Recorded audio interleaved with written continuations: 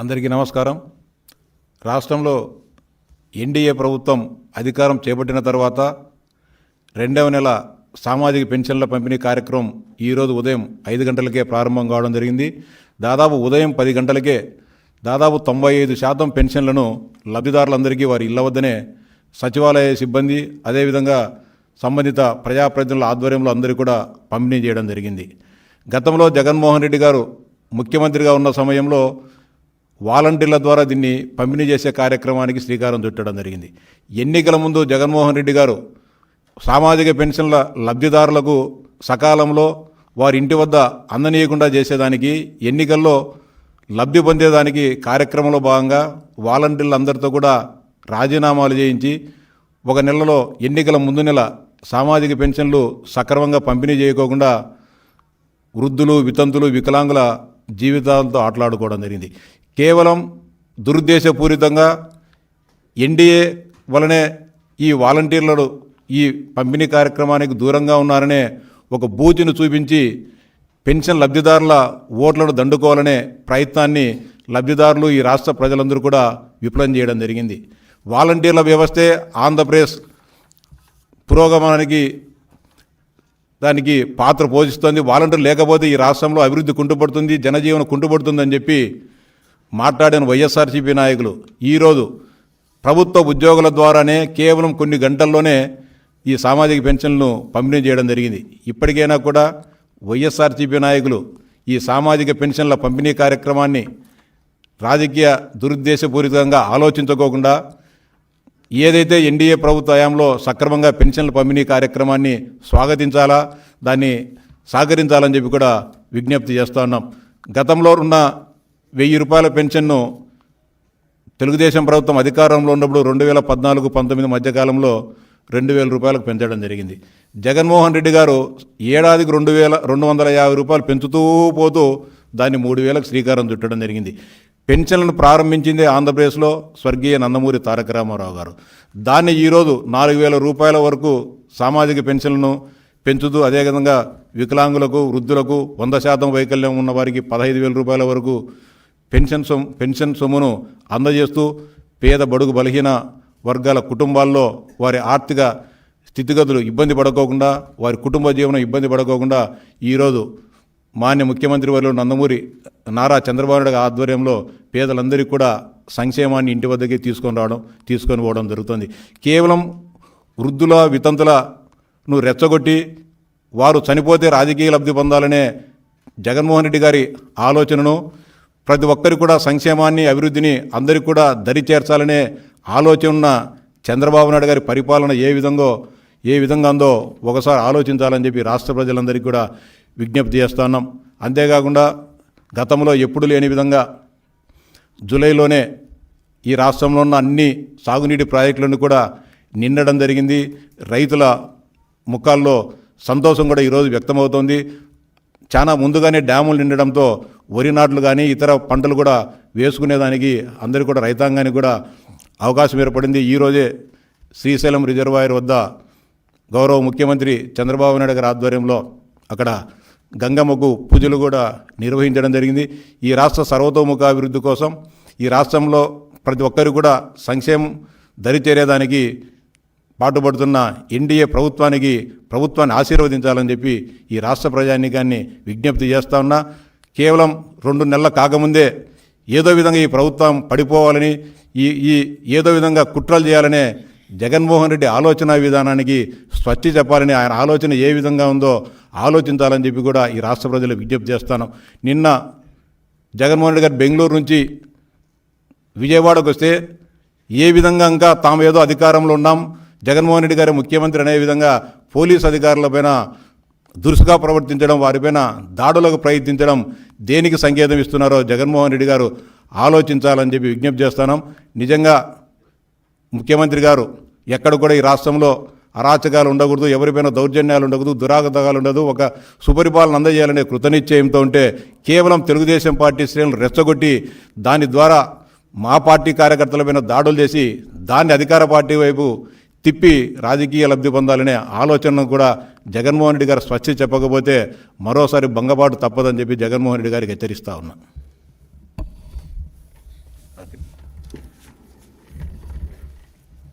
అందరికీ నమస్కారం. ఈరోజు రాష్ట్ర వ్యాప్తంగా ఒక పండగ వాతావరణంలో ఇప్పటికే 60 లక్షల మంది పింఛన్దారులు వాళ్ళ పెరిగిన 4,000 పెన్షన్నే ప్రతి ఇంటికి తీసుకెళ్ళి ప్రభుత్వ అధికారులు ప్రజాప్రతినిధుల సమక్షంలో తెల్లవారుజామున 5 గంటల నుంచి పండగ వాతావరణంలో ఈ కార్యక్రమం జరుగుతూ ఉంది. గత 5 సంవత్సరాలు కూడా జగన్ రెడ్డి ప్రభుత్వం కొన్ని వేల కోట్లు ఖర్చు పెట్టి ఈరోజు జరిగిన కార్యక్రమం ఇంత పెద్ద ఎత్తున ఇప్పటికే దగ్గర 94% పైగా పూర్తయిన పరిస్థితి వచ్చింది. 60 లక్షల మంది పైగా పింఛన్దారులకి ఇంటికి డబ్బు వెళ్ళింది. ఇవాళ ఇదే కార్యక్రమాన్ని జగన్ రెడ్డి ప్రభుత్వం గత ఎన్నికల ముందే మనం చూసాం. ప్రభుత్వ అధికారుల నిర్లక్ష్యంతో దగ్గర 35 మంది మండు టెండర్లో ఏ విధంగా దివ్యాంగులు కావచ్చు, వృద్ధులు కావచ్చు, పేదవారు కావచ్చు, ఎండవేడిమికి ఈ పెన్షన్ డబ్బులు సచివాలయాలకు పిలిపించారు, ప్రభుత్వ కార్యాలయాలకు వచ్చి తీసుకెళ్ళమన్నారు. ఎన్నో కార్యక్రమాలు పెట్టి ఏ విధంగా ఇబ్బందులు పాలు చేశారో మనం ఎన్నికల ముందు చూసాం. చాలా స్పష్టంగా ఆ రోజు చంద్రబాబు నాయుడు గారు చెప్పారు. తెలుగుదేశం ప్రభుత్వం అధికారంలో రాగానే మొదటి నెలలో 7,000 ఇస్తామని చెప్పారు. దానికి అనుగుణంగా మొదటి నెలలో 7,000 ప్రతి ఇంటికి తీసుకెళ్ళి ఇవ్వటం జరిగింది. మళ్ళీ రెండో నెలలో మరి ఏదైతే వాగ్దానం చేశారో దాని ప్రకారం 3,000 పెన్షన్ని 4,000 చేసి తెల్లవారుజామున మరి 5 గంటలు 6 గంటలకల్లా గ్రామాన పండగ వాతావరణంలో ప్రజాప్రతినిధులు, అధికారులు ఈ పింఛన్ డబ్బులన్నీ కూడా తీసుకెళ్ళి ఆ వృద్ధుల చేతుల్లో, అవ్వల చేతుల్లో, తాతల చేతుల్లో, దివ్యాంగుల చేతుల్లో ఆ డబ్బులు పెడతా ఉంటే వాళ్ళ కళ్ళల్లో ఆనందాన్ని చూస్తూ ఉన్నాం. ఇవాళ చూడండి, దగ్గర దివ్యాంగులు 100% వైకల్యం ఉన్నవారికి దగ్గర 15,000 ఇవ్వటం అనేది దేశ చరిత్రలోనే ఇది ఒక రికార్డు. అదేవిధంగా దీర్ఘకాలిక కిడ్నీ కావచ్చు, తలసేమియా కావచ్చు, వాళ్ళకు కూడా బాధితులు ఎవరైతే ఉన్నారో వాళ్ళకు కూడా 15,000 ఇవాళ చంద్రబాబు గారు దూరదృష్టితో ఆ కుటుంబాలని ఆదుకోవాలని ఆ డబ్బులు ఇస్తూ ఉన్నారు. అట్లాగే మరి దివ్యాంగులు ఎవరైతే ఉన్నారో వాళ్ళ పింఛన్ డబ్బులు కూడా దగ్గర 6,000కు పెంచడం జరిగింది. ఆ డబ్బులను కూడా ఇవాళ వాళ్ళ చేతుల్లో పెడతా ఉంటే వాళ్ళ కళ్ళల్లో ఆనందం అంతా కూడా చూస్తూ ఉన్నాం. ఇవాళ జగన్ రెడ్డి ప్రభుత్వం మరి శవాల మీద పేలాలు ఏరుకునే విధంగా ఏ విధంగా ఈ పింఛన్ల విషయంలో ఇబ్బందులు పాలు చేశారో, ఏ విధంగా ప్రభుత్వ ధనాన్ని, ప్రజలు కట్టిన పన్నుల డబ్బుల్ని ఎన్ని వేల కోట్లు దుబారా చేశారో, ఖర్చు పెట్టారో కూడా మనం చూసాం.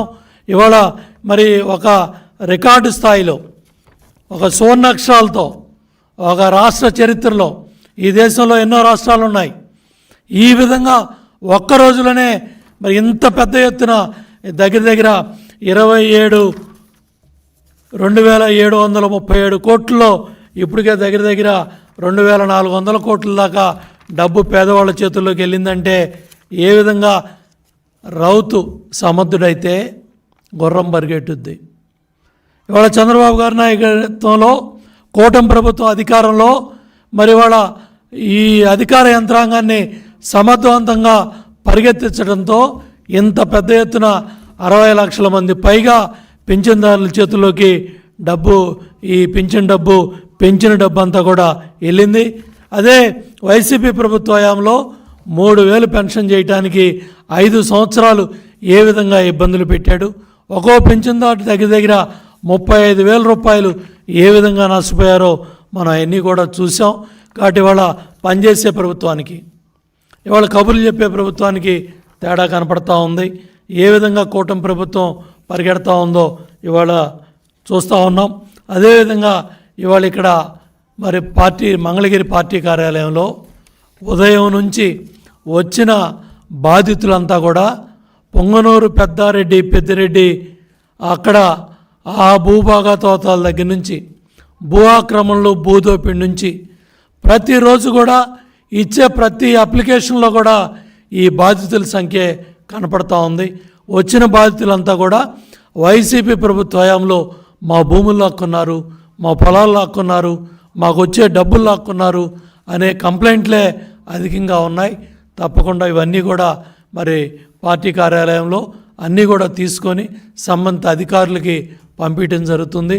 మరి ముఖ్యమంత్రి గారే స్వయంగా చంద్రబాబు నాయుడు గారే మరి ప్రతి శనివారం కూడా మరి పార్టీ కార్యాలయంలో ఈ తీసుకునే కార్యక్రమాలను కూడా మరి ఎక్కడికక్కడ తీసుకొని బాధ్యత గల మంత్రులు, శాసనసభ్యులు, ఎమ్మెల్సీలు, పార్టీ నాయకులందరూ కూడా మంగళగిరి పార్టీ కార్యాలయంలో ప్రతిరోజు కూడా ఉదయం 10 గంటలకల్లా ప్రజలకు అందుబాటులో ఉండి వచ్చే ప్రతి అర్జీని కూడా తీసుకొని సంబంధిత శాఖలకి సంబంధిత అధికారులకు పంపిస్తున్నాం. ఇప్పటికైనా జగన్ రెడ్డి కుట్రపూరిత రాజకీయాలకి ఫుల్ స్టాప్ పెట్టాలి. ఎందుకంటే మొన్నే చూసాం విజయవాడ ఎయిర్పోర్ట్లో పోలీస్ అధికారుల మీద వైసీపీ నాయకులు జగన్ రెడ్డి సమక్షంలోనే దురుసుగా ప్రవర్తిస్తున్నారంటే మీ ఫ్యాక్షన్ మెంటాలిటీ కావచ్చు, మీ పైచాచిక ఆనందం కావచ్చు, మీ నాయకుల అరాచకాలు కావచ్చు, వీటన్నిటికి కూడా సంబంధిత అధికారులు ఫుల్ స్టాప్ పెడతారు. ఇప్పటికైనా సరే ఢిల్లీ వెళ్ళి నానాయాగి చేసి వచ్చి అసెంబ్లీకి వెళ్లకుండా ఇవాళ తాడేపల్లి ప్యాలెస్కో బెంగళూరు ప్యాలెస్కో పరిమితమైన జగన్ రెడ్డి ఇవాళ ప్రతిపక్ష హోదా ఇస్తేనే నేను సభకు వస్తాను, లేకపోతే నేను సభకు రాను అని ఏ విధంగా నువ్వు వాళ్ళ ప్రజలు గెలిపించిన మీ 11 మంది కూడా ప్రజా జీవితానికి దూరంగా ఏదైతే ప్రజలు ఏ విధంగా అయితే మేము మీకు 11 సీట్లకు పరిమితం చేశారో దానికి కూడా పరివర్తన రాకుండా, దానికి కూడా పశ్చాత్తాపం రాకుండా ఇంకా అహంకారపూరితంగా జగన్ రెడ్డి మాటలు ఉన్నాయి. ఢిల్లీలో ధర్నాలో మాట్లాడిన మాటలు కావచ్చు, మొన్న విజయవాడ ఎయిర్పోర్ట్లో మీ నాయకుల ప్రవర్తన కావచ్చు, ఇవన్నీ కూడా బట్టబయలవుతూ ఉన్నాయి. ఇప్పుడు కూడా వైసీపీ నాయకులు కావచ్చు, గుండాలు కావచ్చు, మీ చాలా ప్రాంతాల్లో మీ చేసే అరాచకాలన్నీ కూడా బట్టబయలవుతూ ఉన్నాయి. తప్పకుండా పోలీస్ యంత్రాంగం ఉక్కుపాదంతో ఇటువంటి అరాచకాలు పాల్పడే మీ పార్టీ కార్యకర్తల నాయకులను కానీ ఉక్కుపాదంతో కూడా అంచేస్తారు. శాంతి పద్ధతులను పరిరక్షించడంలో కూటమి ప్రభుత్వం ముందుకెళ్తుందని చెప్పి తెలియజేస్తూ ఉన్నాను.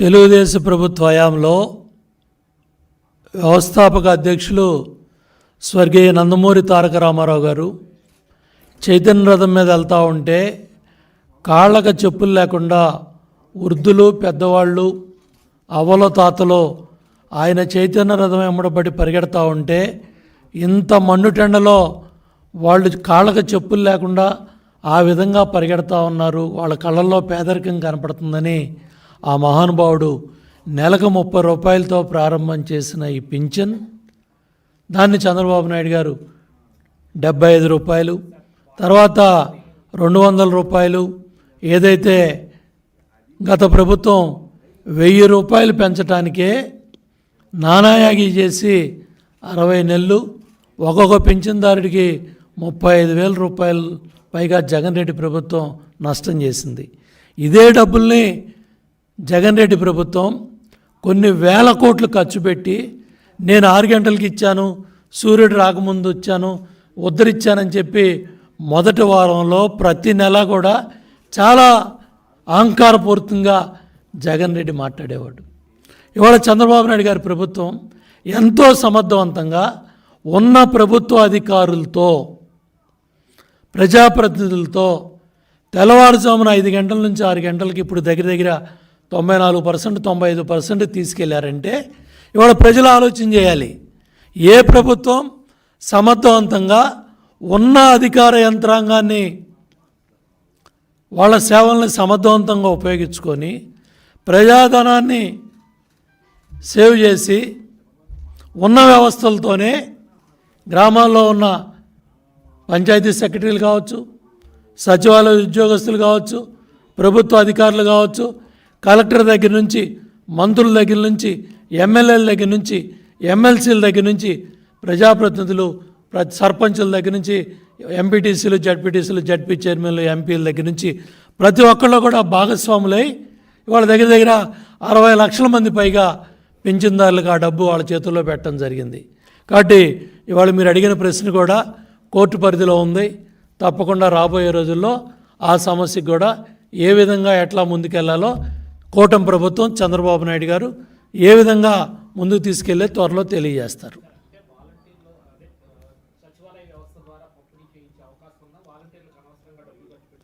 ఇవాళ ఏదైతే ఉన్న వ్యవస్థల్ని సమర్థవంతంగా ఉపయోగించుకొని అటు సచివాలయ ఉద్యోగస్తులు కావచ్చు, ప్రభుత్వ ఉద్యోగస్తులు కావచ్చు, ప్రజాప్రతినిధులు కావచ్చు, దేశంలో ఏ రాష్ట్రంలో కూడా ఇంత సమర్థవంతంగా ఎక్కడా జరగల.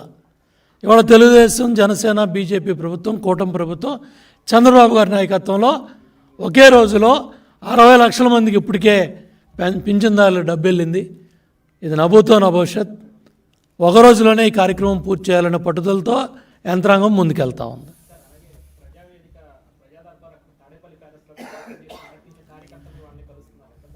జగన్ రెడ్డి 5 ఏళ్లలో తాడేపల్లి ప్యాలెస్లో శాసనసభ్యులకి, మంత్రులకే లోపలికి వెళ్ళే ప్రవేశం దిక్కు లేదు. వైనాట్ 175 అన్నాడు, 11 సీట్లకు పరిమితం అయి ఇవాళ కూడా పరిమిత సంఖ్యలో ప్రెస్ మీటు ఏదైతే జగన్ రెడ్డి మొన్న పెట్టాడో ఆ ప్రెస్ మీట్లో కూడా ప్రశ్నించే మీడియా కానీ పత్రికలకి లోపలికి రానివ్వలేదు.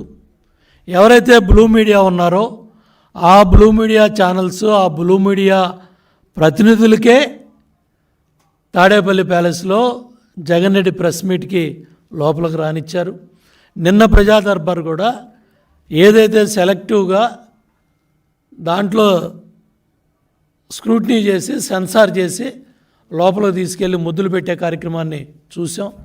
ఇవాళ మంగళగిరి పార్టీ కార్యాలయంలో ఏ విధంగా అన్ని వర్గాల ప్రజలు, నాయకులు వచ్చి ఏ విధంగా ఇక్కడ అర్జీలు ఇస్తూ ఉన్నారు, అక్కడ తాడేపల్లి కొంపలో ఏం జరుగుతూ ఉందో ఇవాళ మీడియానే చూపిస్తూ ఉంది. తప్పకుండా అటు లోకేష్ బాబు ప్రజా దర్బారు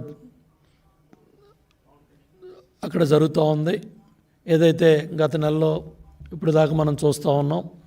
అట్లాగే జనసేన పార్టీ కార్యాలయంలో అక్కడ వాళ్ళు కూడా అర్జీలు తీసుకుంటూ ఉన్నారు.